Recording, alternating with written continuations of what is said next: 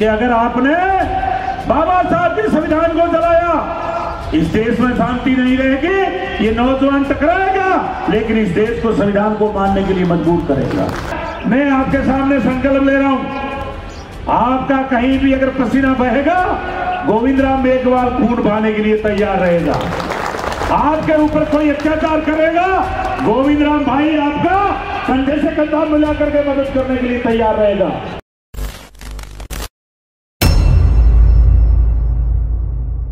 जब आजादी मिली, देश में बात आई कि हमारा संविधान कैसा बने, कौन बनाए।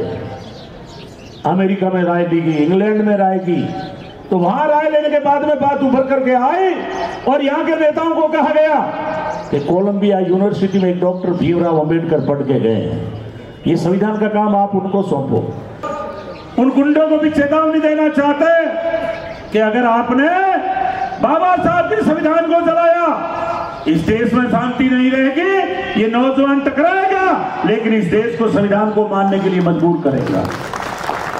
बाबा साहब ने कहा था कि जब तक संविधान जिंदा है, डॉक्टर अंबेडकर जिंदा है। इसलिए साथियों, ये आरक्षण खत्म करने में लगे हुए, सरकारी नौकरियां खत्म करने लगे हुए, हिंदू और मुसलमान को लड़ा रहे।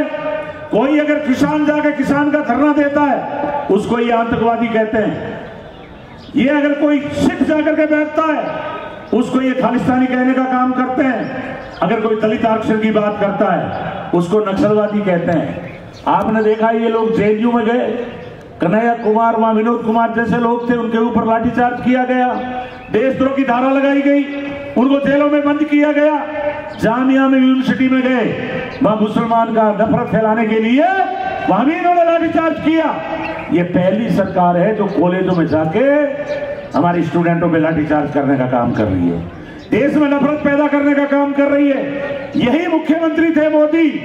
गुजरात में 2000 मुसलमान मारे, उस टाइम बंजारा डीजी था, जेल में बंद था। उनका स्टेटमेंट आया कि मोदी जी आप तो प्रधानमंत्री बन गए, हम आपकी वजह से जेलें भोग रहे हैं, क्योंकि डॉक्टर भीमराव अंबेडकर के कानून में बहुत दम है। अगर आज बाबा साहब का कानून नहीं होता तो राम रहीम जेल में बंद नहीं होता। अगर आज ये संविधान नहीं होता तो आसाराम बापू जैसे लोग जेल में बंद नहीं होते। इसलिए मैं नौजवानों से आग्रह कर रहा हूं, हमें अंधविश्वास में नहीं पड़ना है।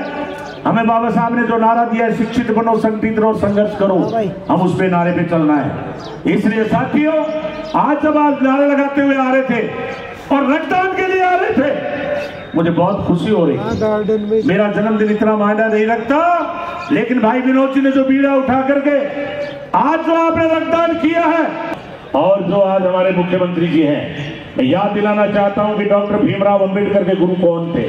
ज्योतिबा फुले, सावित्रीबाई।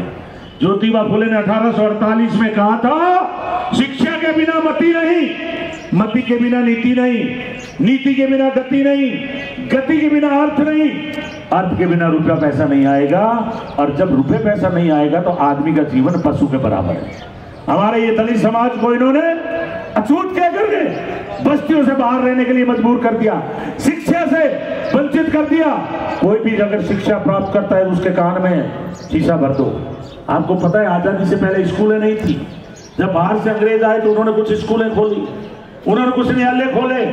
इसलिए अगर आज पूरे देश में प्रथम शिक्षक थी तो उसका नाम था सावित्रीबाई, जो कि ज्योतिबा फुले की पत्नी थी। ज्योतिबा फुले हमारे बाबा साहब ने इसलिए गुरु माना कि उन्होंने गुलामगिरी किताब लिखी।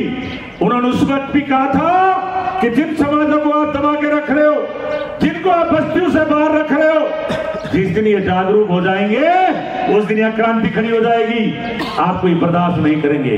इसलिए मेरे नौजवान साथियों, अंबेडकर साहब से पहले कोई विद्वान नहीं आया जिसने हमारी दुर्दशा का विवरण किया हो। कितने ही प्रकार विद्वान होंगे, किन्हीं की भी पुस्तकों में ये नहीं मिलेगा कि शूद्र को शूद्र किसने बनाया, इनको दबा के क्यों रखा गया, इनको अछूत क्यों बनाया।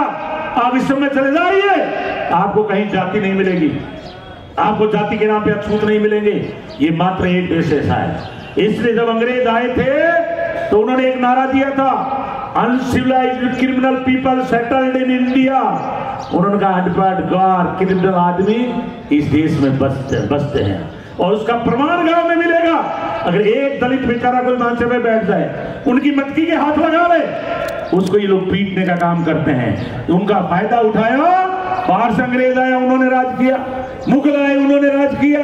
जब अंग्रेज आए थे तो यहाँ मुगल राज कर रहे थे। इसलिए मैं मेरे दलित, पिछड़ा, किसान, जितने वर्ग के लोग बैठे, चाहे कोई ऊंची जाति का भी बैठा हो, लेकिन अगर वो गरीब की लड़ाई लड़ता है, इस देश में अम्बेडकर के संविधान को मानता है, अगर देश के ढांचे को मानता है, डेमोक्रेसी में भरोसा रखता है, तो हम उनकी इज्जत करने के लिए तैयार हैं। इसलिए मैं आज इस मंच के माध्यम से अनुरोध करना चाहता हूं, हम सबको एक रहना है। क्योंकि मैंने थोड़े दिन पहले अखबार में पढ़ा, मेरी आत्मा बहुत दुखी हुई कि बूंदी एक जिला ऐसा है जिसमें बहुत सारे गांव हैं जिनमें आज भी दलित घोड़े पे कभी चढ़े नहीं, दूल्हे बन करके। इसलिए मैं नौजवानों से निवेदन कर रहा हूं, हमारे राजस्थान में वो जिले सेलेक्ट करें कहां छुआछूत ज्यादा हो रही है, कहां दलितों पे एट्रोसिटी ज्यादा हो रही है, वहां मेरे विनोद जी जैसे लोग वहां जाकर के सर्वे करें, वहां दलित सम्मेलन करेंगे, जागरूकता सम्मेलन करेंगे, दलितों को, पिछड़ों को, किसानों को एकत्रित करके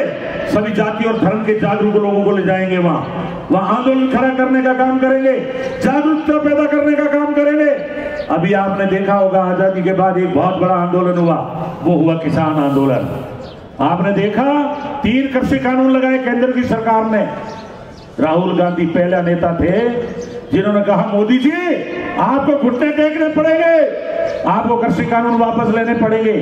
साथियों, अगर वो कानून लागू हो जाता तो हमारे देश में हमारे पास जमीन नहीं बचती। मैं नमन करता हूं उन 750 किसानों को, वहां जाके वो शहीद हुए। मैं नमन करता हूं कि 378 दिन संविधान के तहत, गांधीवादी नीति के तहत उन्होंने अनशन किया, धरने पे बैठे, और 378 दिन के बाद यही तानाशाह मोदी एक दिन आकर के और टीवी में बोलना पड़ा कि मैं माफी मांगता हूं, मेरी गलती हो गई और तीनों कृषि कानून वापस लेता हूं। मैं इसलिए याद दिला रहा हूं साथियों, ये बाबा साहब के द्वारा जो कानून है, इसमें बापू आसाराम को भी बंद होना पड़ता है क्योंकि वो अपराधी था, राम रहीम को भी बंद होना पड़ता है क्योंकि वो अपराधी था, और यहां मोदी जैसे लोगों को भी भुगतना पड़ता है।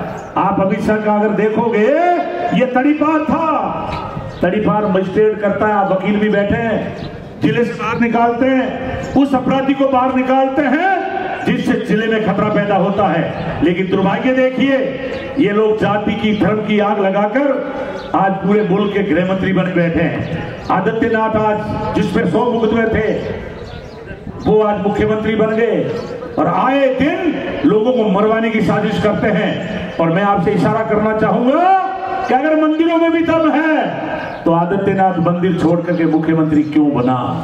इसलिए बाबा साहब की वो याद करो फोटो, जिसकी अंगुली जाती है पार्लियामेंट की तरफ। बाबा साहब ने कहा, पांव खेत में, नजर जयपुर और दिल्ली पे रखो कि पार्लियामेंट असेंबली में जाने वाले लोग हिमायती हैं कि नहीं, 36 कौम को प्रजातंत्र में जीने के लिए अधिकार दे रहे हैं कि नहीं दे रहे हैं। इसलिए मैं याद दिलाना चाहता हूं, आज अशोक जी गहलोत हमारे मुख्यमंत्री हैं, आपके सामने कृषि बजट ला रहे हैं। पहली बार आजादी के बाद 4 कैबिनेट मंत्री दलित बनाने का अगर साहस किया है, उसका नाम अशोक गहलोत है।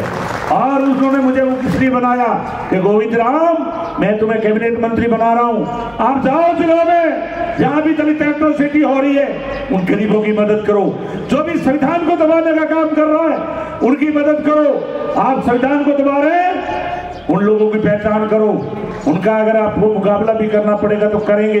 इसलिए मैं कहना चाहता हूं साथियों, प्रजातंत्र को कमजोर करने की ये आरएसएस के लोग बदमाशी कर रहे हैं। जगह जगह अपनी संवैधानिक संस्थाओं में आरएसएस के लोग आ गए, हमें पहचान करनी पड़ेगी। ये लुटेरे हैं, ये पूरे देश को लूट रहे हैं, प्राइवेट हाथों में दे रहे हैं, अंबानी और अड्डानी के मुखबिर के रूप में राज कर रहे हैं। इन्होंने आजादी में अंगुली तक नहीं कटवाई। जब आपको याद है, देश हमारा 1947 में आजाद हुआ और 48 के अंदर महात्मा गांधी जी को गोली मार दी।